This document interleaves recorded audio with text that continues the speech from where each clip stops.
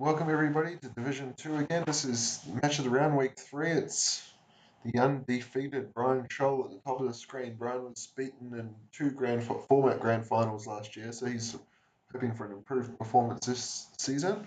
Last season. He's undefeated. He's at the top of the screen. He's up against Matt Powell, who's also had a Will McCarty, who's also had a very strong start to the season, 18 points.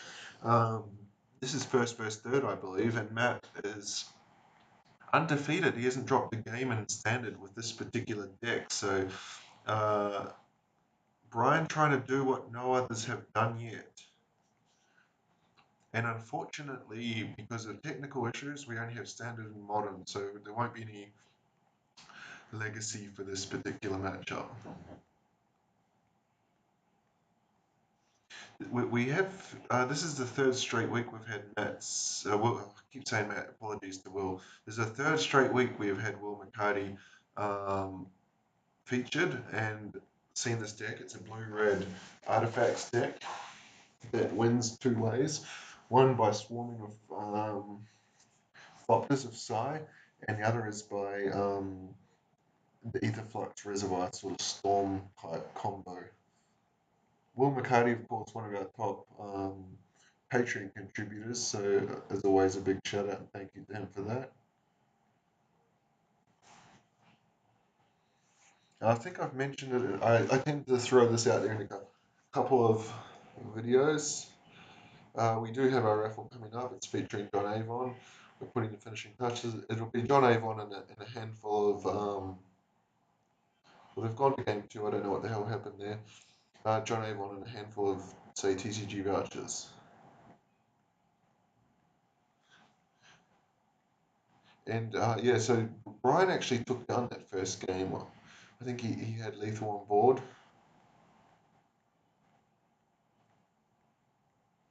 He's not mucking around here, just getting in with the Bomat Courier, firing off the shock to get the Ornithopter out of the way.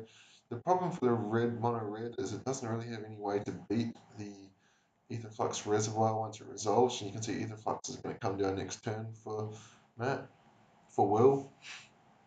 So just to clarify, the reason I keep calling him Matt is that Will McCarty and Matt Powell, I believe, are friends. They both regularly send me their videos. This is my last video for the night that I'm doing. I've just queued up a whole ton. I've been doing it for the last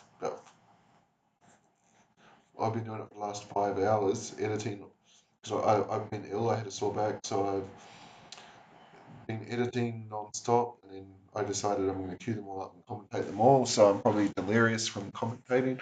This is my last one for the night.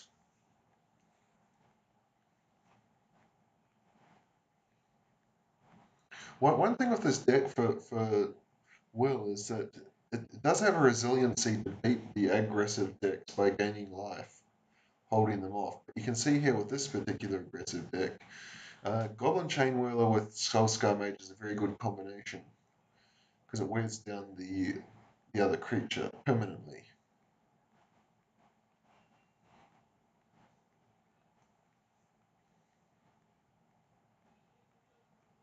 Khan goes down, so he's a bit out of gas now. He's at 15. What was it 15? There's 8 points of damage on the board.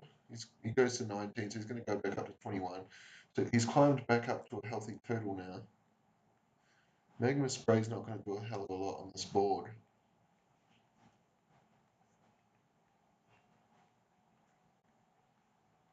He's now back up to 24. So he's even higher than what he started on. Sacks the Bomat Courier, so what's he going to try and get here? 2, 4, 5. He draws 4 cards. He has a whole heap of haste threats, so just like that, flick of a switch, he's got 11 power straight back on the board. Will goes back down to 13. Will's got absolutely no gas left in the tank. We've seen him previous week. One of his key cards is Inspiring Statuary because it enables him to play with tap artifacts for mana, but he doesn't have that this time. And again, he's back up to 19. This is just like the thing that just won't die. 9, 11 coming through. Gonna put him to 5. Flame of Keld. Discard the hand. So now he needs to get 6, 9, 11. He's got to gain at least 12 life. I'm sorry, get past 12. Can he do it? I don't think he can. He's one mana short from being able to do it. He only goes to 11, so that's the. Oh no, Mox Amber's going to get him there. He goes to 14. I think that's enough to survive unless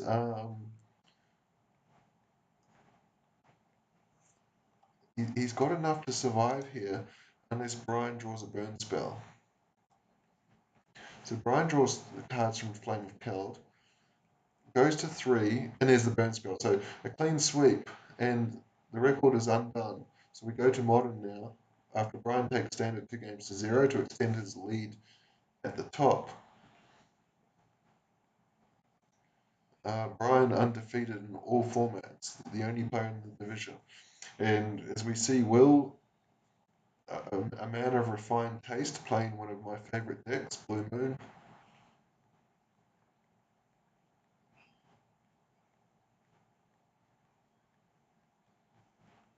I tend to play Blue Moon with, okay, so he's up against Titan Shift, or at least Amulet Titan, something to do with Titan, whether he uses the Amulet of Vigor or the Scape Shift, which is certainly a winnable match for the Blue Moon. I'd probably favour Will in this match. The only awkward thing here, he's going to be forced. His summoner's packed. Interesting.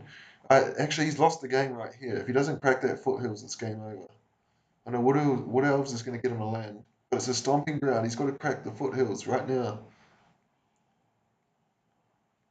Right, he's going to do it in response to the Blood Moon anyway. So you can see he's one land short.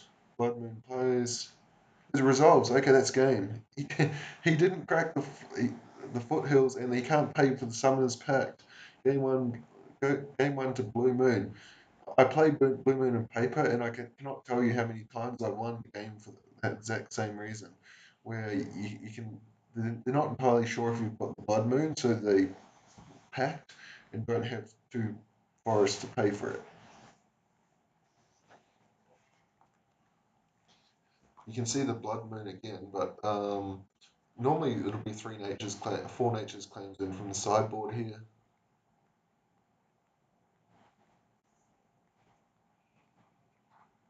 Thing in the Ice is good in this matchup because there's nothing on red green that can take it down. Okay, he's got black. I don't know what on earth that is for.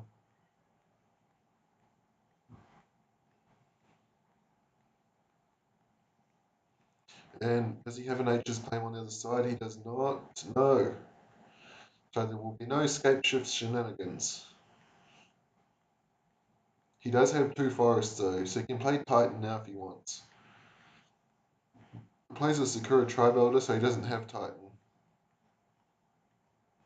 Pretty aggressive line there to play out that Chandra. I think I would have kept up Cryptic Command. There's the Valakut, but can't do anything with it. Because now he can play the island for the Cryptic Command.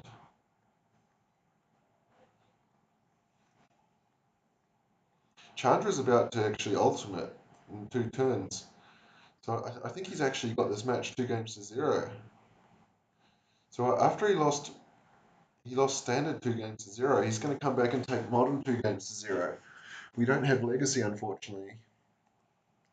But Will also took legacy, so Bryan's undefeated run has come to an end.